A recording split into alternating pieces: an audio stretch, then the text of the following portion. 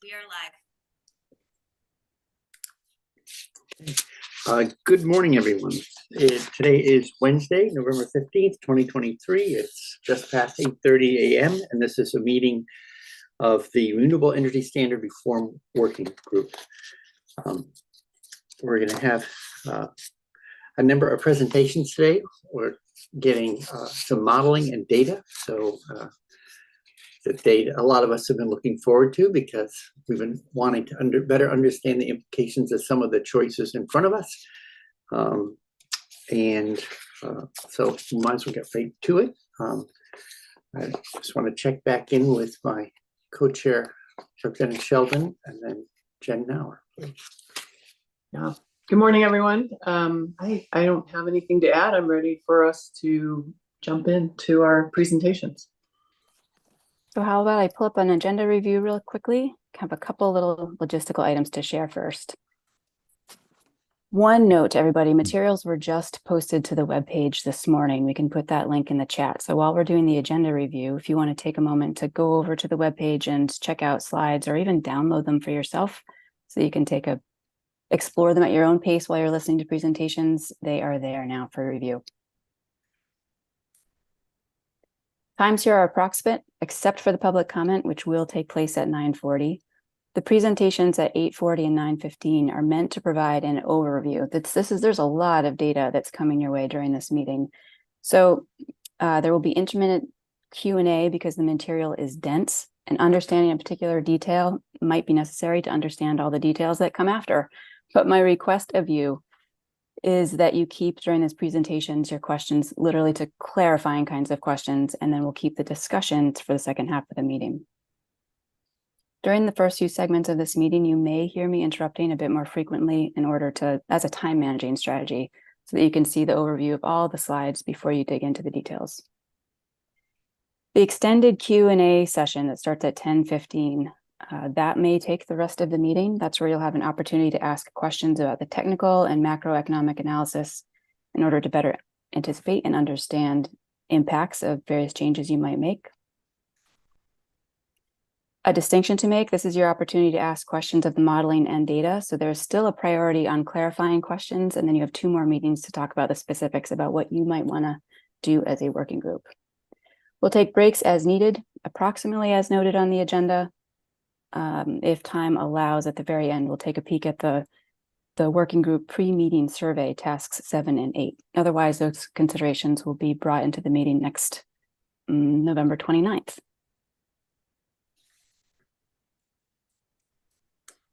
Co-chairs, you can let me know if I've forgotten any other important logistics here, but I think my last tip in the meantime is that if you look at those slides, you might want to have the scenario definitions just open and available on your screen for review and reference throughout the presentation. Last but not least, thank you, Sorsha. Please do update your participant name if you can, or Sorsha will do her best to take care of that once we get rolling. I think that's all we've got. So without further ado, why don't we move to presentations? Stop my share. I'd like to introduce TJ Poor, the Director of Regulated Utility Planning from the Vermont Department of Public Service. TJ, the floor is yours. Great, thank you. And thanks again for the opportunity to talk with all of you. So today I've been asked to go over the next iteration of the technical analysis that we've been working on with our stakeholder advisory group. I'm going to present slides that were presented to the stakeholder advisory group by our consultant, Sustainable Energy Advantage, yesterday. I'm going to present slides that took about 2 hours to go through yesterday, so I'm going to try and do that in 20 plus minutes here. So there's going to be a lot of questions, I assume, so we'll get into it. But I'm using the same exact slide deck that was used yesterday, and that should be posted on the website, so you have the full deck, and then afterwards I'm available for questions, clarifying questions, and further discussion if anybody's interested. So, share my screen.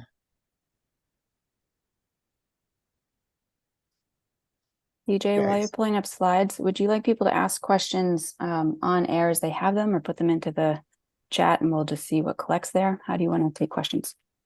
I am okay taking them on air. I think I won't be able to see the chat.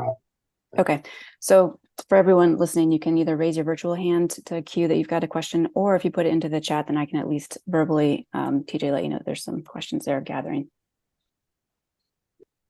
Thank you. So bear with me as I skip through. I jumped right to slide 9 of this presentation. The earlier slides are kind of background context matter that we've discussed before at some level. They go into a little more detail than what we've discussed, and I can always go back if necessary. But I wanted to stop here just as a quick reminder of the 6 core scenarios that are presented here, which were designed by the Department of Public Service and stakeholders as part of the scoping the scope of work for our contractor originally, and then by our stakeholder group for the last 2 scenarios here. And these are the scenario definitions. All scenarios get to 100% by 2030, whether that's 100% renewable or 100% clean, kind of presenting that choice consistent with what the Climate Action Plan called for, the Comprehensive Energy Plan called for. And then by 2035, Tier 2 changes as presented here in the different scenarios, and a regional tier changes. And recall that a regional tier is anywhere in New England, any new renewables anywhere in New England. And 2010 was chosen as the start date for that. Tier 2 is new renewables connected to the Vermont distribution system. I will move on here. So these names across the top are not here, but in most of the slides, we do have the scenario about the scenario that we'll go over. In addition to those core scenarios, we have a lot of sensitivities that are available in the model that are not presented here. Tier 2 going from 10 to 30%. I'm not sure that 0 is actually in the model. I have to double check that. I've never looked at that one. So going from 10 to 30%, a regional tier, 0 to 40% in most scenarios, and 50% in scenario 6. Kind of a toggle for whether nuclear and biomass are allowed as eligible resources, and then 2 different load forecasts, the base case and a high electrification scenario. So the scenarios, the 6 scenarios that are presented here are kind of a foundation, but really what we're hoping is that this technical analysis broadly is a foundation, that not any one scenario, we're not saying, hey, we have to select scenarios 1 through 6. One of those is the answer. That's not the intention of the modeling here. It's really to provide a range of options and a broad framework, including all these sensitivities. And any one of those sensitivities might not be right, but to see the impacts and then kind of have policy discussions after that of, okay, well, we kind of like this scenario, but we want to encourage more in-state generation. So what if we tweak it this way? Or we want to lower the cost. So what if we tweak it that way? And that conversation, I think, is to come over the next several months in the process. But hopefully we're speaking the same language with the data and the information that is here. So I'll get into the summary of results here. As an initial matter, we're presenting both cumulative results and incremental results. So starting on the right-hand side here, the incremental results are kind of assuming the business as usual of our current renewable energy standard. What are the differences from that in each of the scenarios? And so anytime you see incremental in these slides, that is the scenario results minus the business as usual. The left side is the business as usual results of the cost, the left side includes the business as usual results, which is the cumulative result of both kind of our current res and our analysis of potential paths forward as represented by the scenarios. We started the analysis a couple of months ago, only really presenting the incremental, and we had a lot of feedback from a number of different parties in our stakeholder advisory group that they wanted to see the cumulative as well. So that's what we're presenting. So we'll get into the results here. So just to orient you to the slide, this is well, the scenario definitions are there for reference in the bottom left-hand corner. And this slide presents both the costs and the benefits of each scenario on an incremental basis under the societal test. You'll see both of our analyses, as we've described before, both under a societal test and a Vermont ratepayer test. And the takeaway, I think, from this slide is there's a couple of takeaways. One is that under the societal test, the benefits are greater than the costs of any of the scenarios. And so what drives that are two major benefits that are counted here. Those are greenhouse gas benefits as measured by the social cost of carbon and as measured from the impact of new resources onto the system that avoid or assume to avoid the resource on the ISO New England margin, so natural gas generation most of the time. So to say that another way, tier one is really not assigned any benefits here because there's not what people like to call additionality or for like resources that are already online.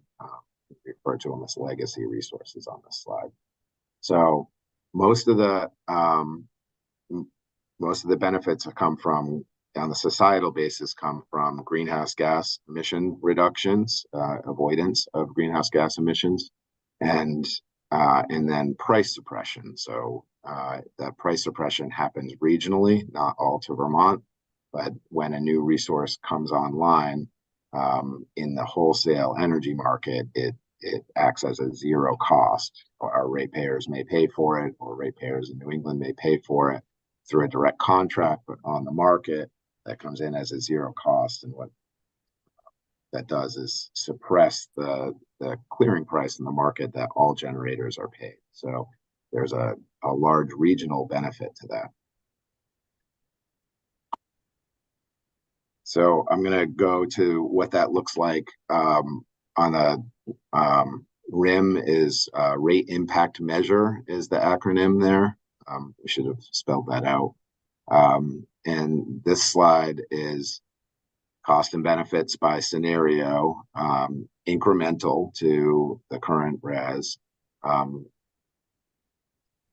to Vermont ratepayers. So this excludes greenhouse gas benefits. And the price suppression benefits are limited to those that occur in state, which are roughly our load ratio share of New England's electricity consumption, around 4%. So in this scenario, you can see that, or in this look, you can see that in each of these scenarios evaluated, costs are greater than the benefits.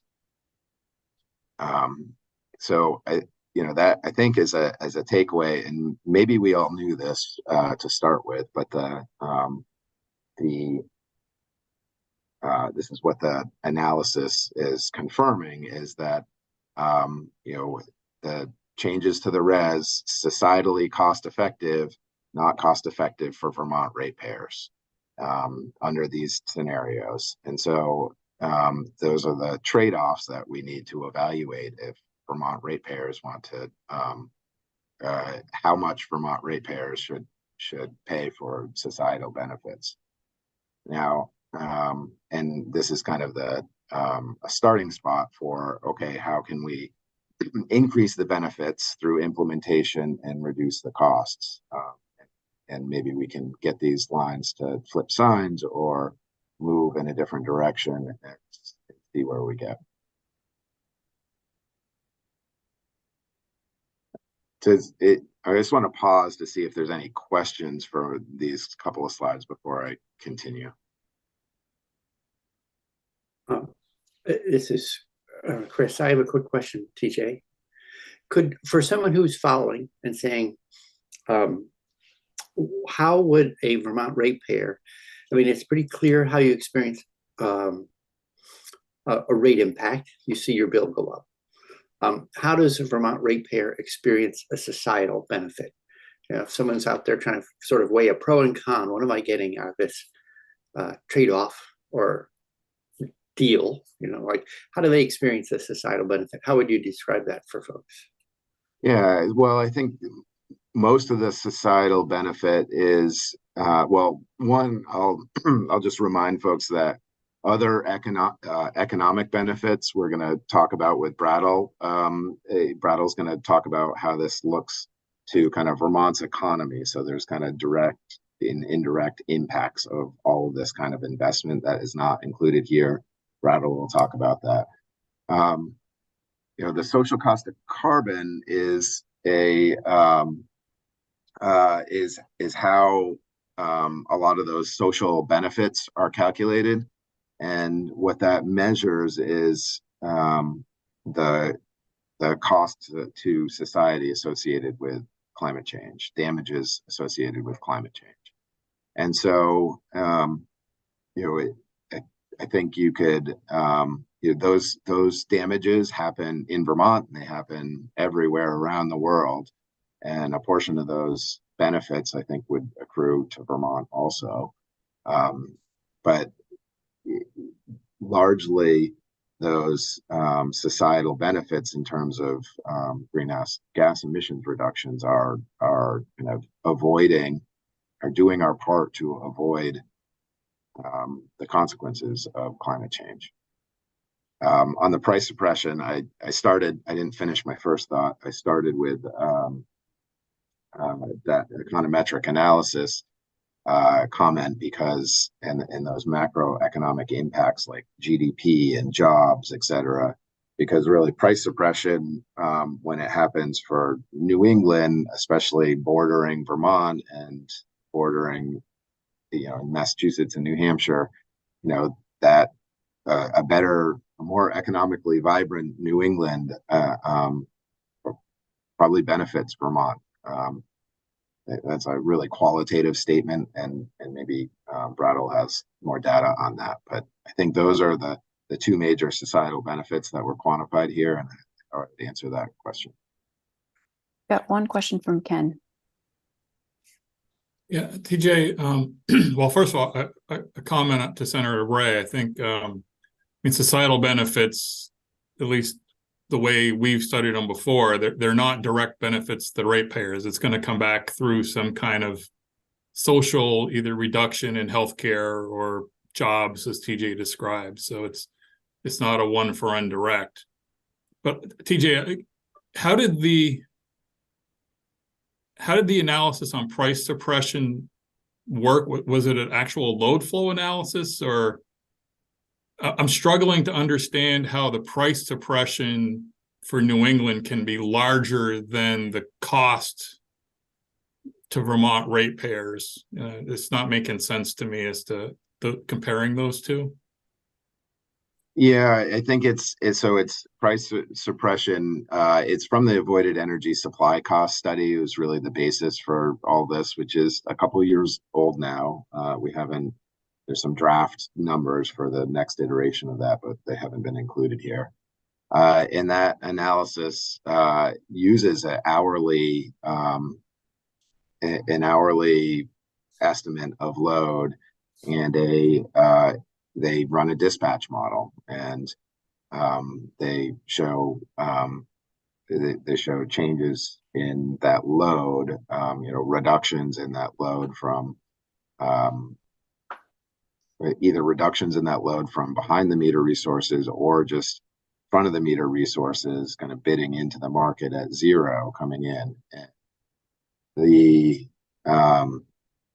you know, that price reduction accrues to all ratepayers. So even if it's a small price reduction, say say it's a penny, which might be bigger than it is, but a penny per kilowatt hour applied to all the payers in New England really adds up when Vermont is only 4% of New England. So it kind of disproportionately impacts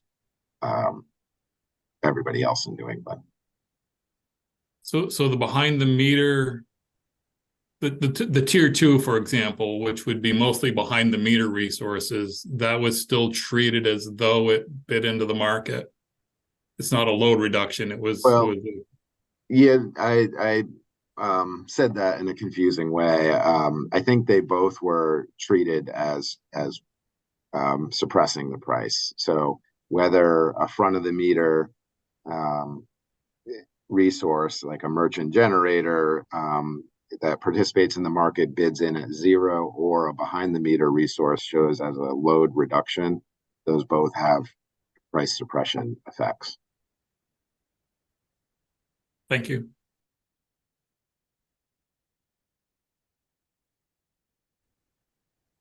Okay, so I will continue. So this is what those costs to ratepayers look like in terms of an average rate increase. I think the chart on the right is the one where I'll start. Is that shows the average rate impact for 10 years over the business as usual from the different scenarios. And so you can see that it is a change of 2 to 5% depending on the scenario on rates. When you add in the current business as usual, you're looking at, so the current renewable energy standard, you have much higher rate increases from 13 to 19%. This is scenario 2 that's depicted, which has the highest cost of the 6 scenarios. Can I just ask a quick question? Sure.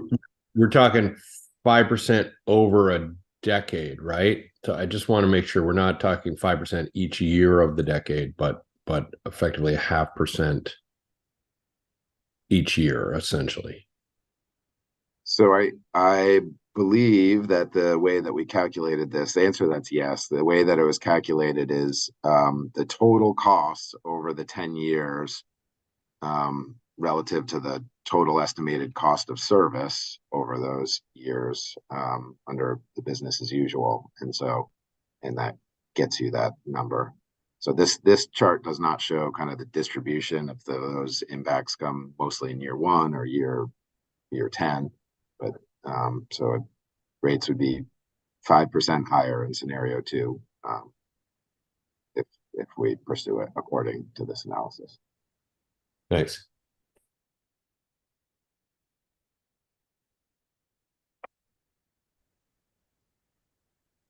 It give you a sense of scale on that right now. Our total electric revenue into the, everything that ratepayers pay to utilities for their service, over $900 million. So if you call that a $1 billion, then 5% is $50 million to put it into context. So, and that would be $50 million per year. It's a 5% rate impact, but not 5% compounding. But William, is yours a clarifying question?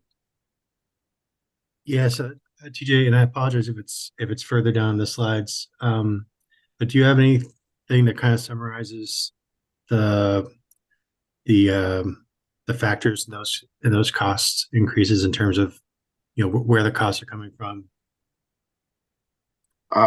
Yeah, I mean the cost is really the incremental cost of renewable energy. I'm not I would have to scroll through to see if they're like deep in the slide deck. We didn't cover them yesterday, but that incremental cost of renewable energy is broken down through.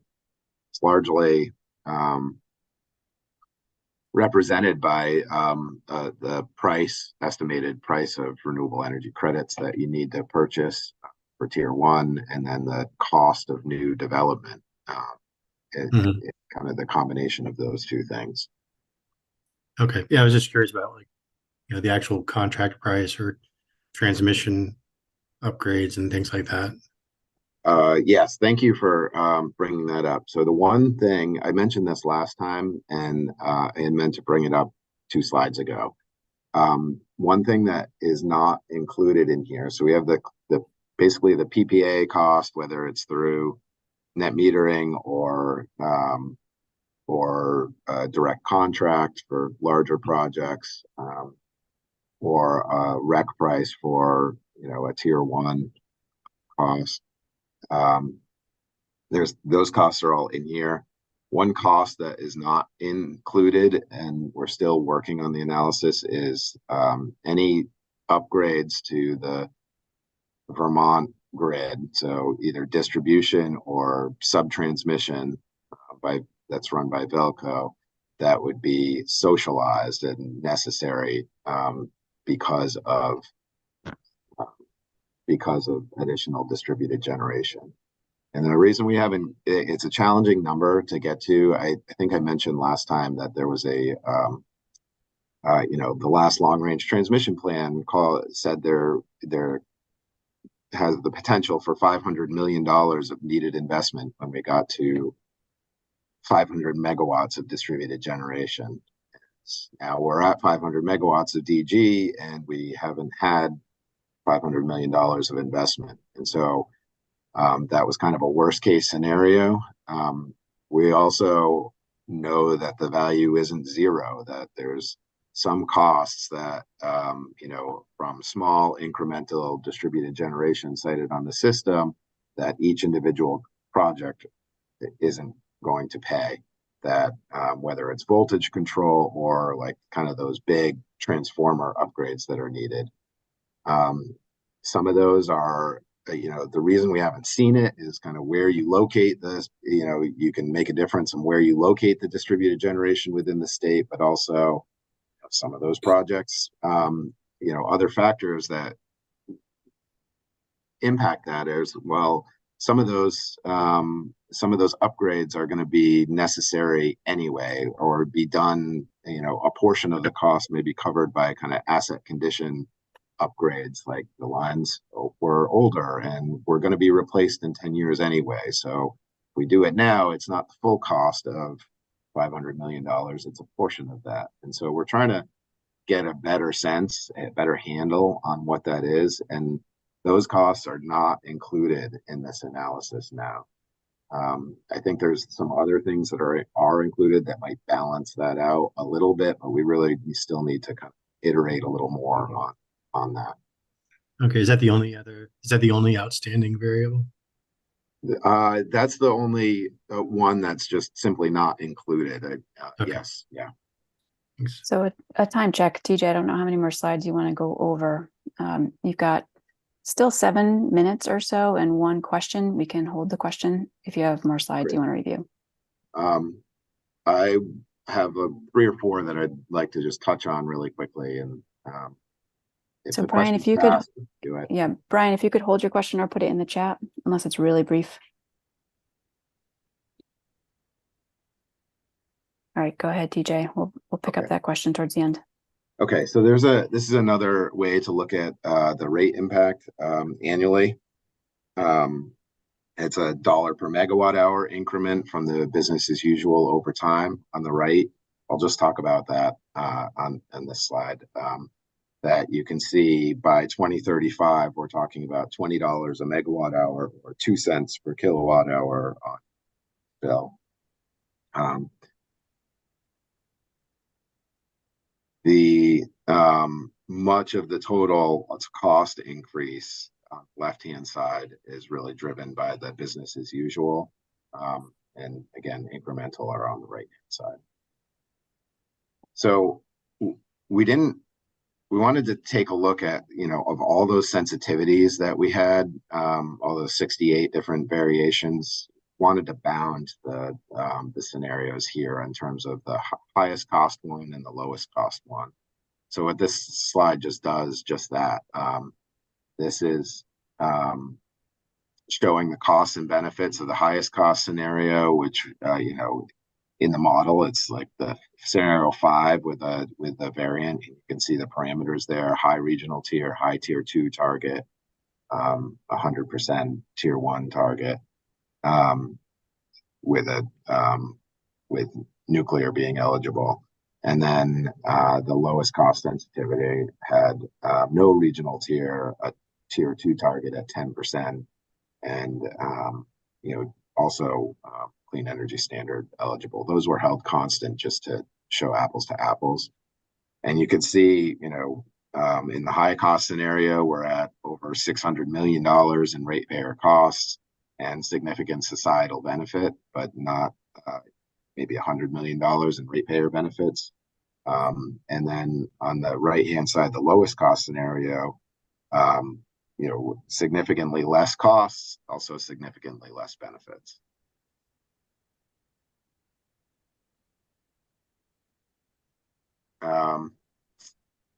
I just wanted to quickly, as you go through, just orient you to this slide, these slides. I'm going to go to a more interesting one.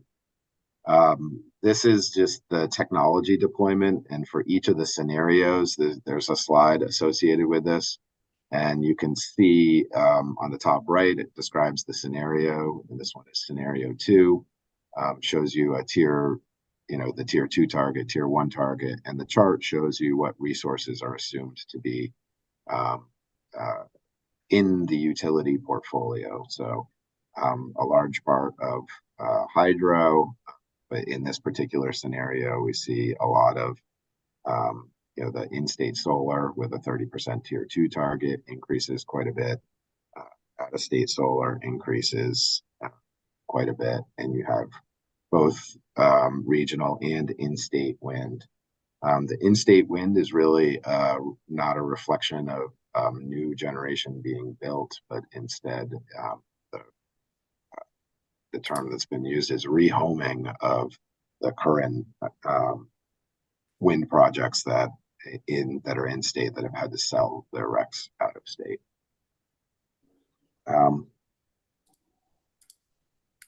I think that is really on the technical analysis where I wanted to get to. I could, if folks are interested, also, we had a webinar last week on our polling results, and if folks are interested, I could show 2 quick slides on that. But that wasn't what I was asked to come here to do, so I'm going to wait for direction on that. Well, let's see what's top of mind. Senator Bray, and then there's 2 questions in the chat. Sure, great. TJ, thanks so much for all this data. I look forward to spending more time with it. Can you say a little bit about when you're looking at costs and you're projecting all the way up to like 2035? And New England has so many large projects that have been under discussion for years. So I'd like more power from Hydro-Quebec or offshore wind, stuff like that. How confident are you? How are you figuring out what that market looks like in 2030 and 2035, and how much variation do you have to build in to feel as though you're accommodating an uncertain future market?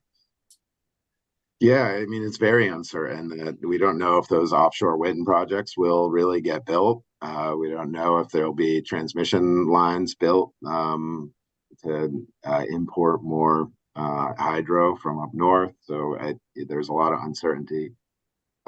We relied on that avoided energy supply cost study, which is, I mentioned it earlier, it's a study that's done by states and utilities and efficiency program administrators. Its core purpose originally was just for efficiency avoided costs, and scope has kind of grown. But there's dozens of stakeholders that have their hands on this study, and Vermont does participate, that estimates the estimates the future mix. And so I mentioned the hourly forecast. They run a dispatch model that assumes what generators will come online. And that includes on the capacity side, which generators will retire and which types of generators will then enter the market based on the best estimates of the levelized cost of entry to the market for those types of units, whether they're natural gas or whether they're offshore wind. And so there is a lot of uncertainty on what kind of the future market prices will hold and what will be available.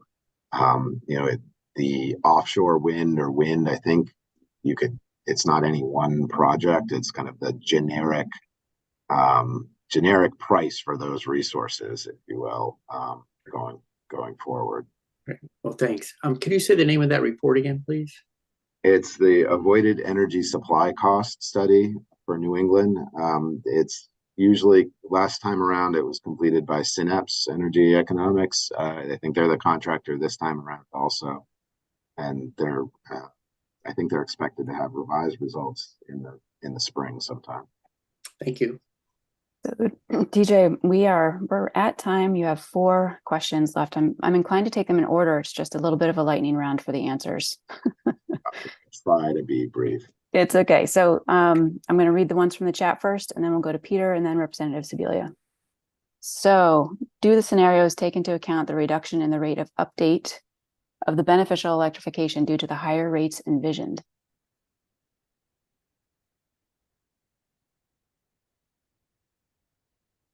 The reduction in the rate of no, I would say no. There's 2 load forecasts that we use, and those are the kind of 2 that we use. That it doesn't iterate back on having price effects of adoption of electrification. Okay. Does your evaluation take into consideration changes in other states' programs that other states' programs might have on the sale price of RECs, or do you project just a continuation of today's pricing? Well, so the REC pricing is one of the reasons we hired Sustainable Energy Advantage. Is they're really tuned into the REC markets and the renewable markets in New England. And so it's not necessarily a continuation of today's pricing, but it's an estimation of what resources coming online and the dynamics associated with current New England policy. It's not necessarily guessing on what changes might be made. Peter, your question?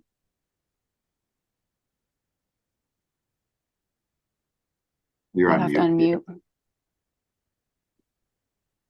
Sorry about that. TJ, are you able to share slide 30 from your presentation? Because you didn't, I was hoping you would go bring it up, but if not. I kind of ran out of time. Let me Okay. see what I can do as you asked. Did you have a question specific to yeah, it? the question is, when I look at this slide, I see that SCA uses about 14 or 15, those blue and gray lines uses about 14 to 15 cents per kilowatt hour for larger solar projects, 2.2 megawatts. That's significantly higher than what we've been paying in Vermont historically for standard offer, which came in, the last round at 8 or 9 cents. That's even higher than what we pay for 500 kW net meter projects at 12 cents. And I was just wondering if A, why you use those numbers, and B, can you quantify the impact you think this had on your tier 2 estimates in your modeling? So yeah, those are sorry, I had this question teed up because your colleague Jonathan asked this question yesterday in the stakeholder advisory group, and I asked the consultant specifically as well. And so the answer is where these numbers came from is really that they use, I'm just going to kind of read the response here, is that Sustainable Energy Advantage's levelized cost of electricity represents the median, the middle of the range of actual reported costs from projects completed in New England and New York in 2022 and early 2023. So they selected projects from Western Mass and upstate New York as those locations have characteristics closer to Vermont than Connecticut, Eastern Mass, or downstate New York. And yeah, so that's where the numbers came from. And I think, I think you raise a good point. I don't know exactly what the impact of that is on the rates. Having had this question yesterday, haven't had a chance to examine that yet.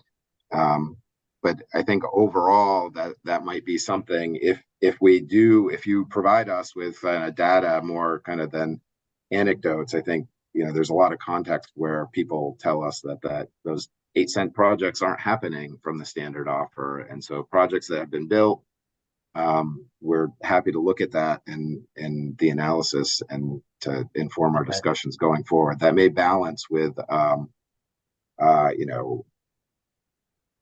if once we get an estimate for grid impacts, those two things could offset. I don't know the magnitude of either of those. So no, our people are not building.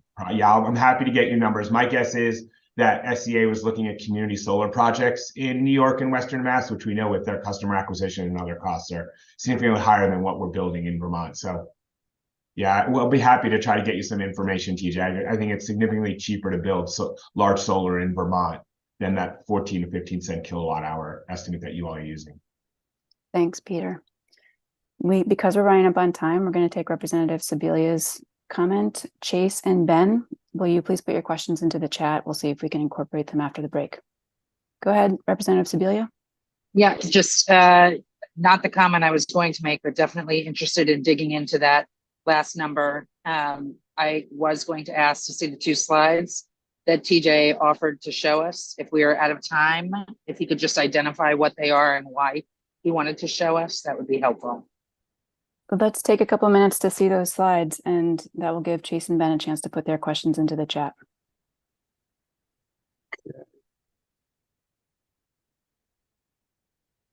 Can you still see my slide deck here? We can. This different slide deck. We're seeing all the background and everything. It's not in present mode yet. Okay. Slideshow. Okay, so this is the poll that we did from. We did a survey of 700 Vermonters and later did focus groups, but really wanted to just share with you and make sure everybody had this information, because I think it's a representative sample of Vermonters, and that we asked a series of questions of. And I will skip through the 2 slides that I wanted to show. We asked the question, how important should each of the following be when considering how Vermont gets its electricity, and had reliability, affordability, natural resources, etc. As options. Really, a lot of the options that are discussed in our state energy policy 202A. Right up front, I'll just say there were no definitions provided for each of these things. So people took each definition of what they meant. Priorities, everything was at least somewhat important. I'll note, at least 60% of people thought somewhat important, but the leading things were reliability, affordability, natural resource impact. And you can see the rank order here. The second slide is we wanted to narrow that down and say, what is the single most important factor of those as we go forward? Carbon emissions rose. Affordability was still number 1, far and away. Reducing carbon emissions, reliability, natural resources, and you go down the list,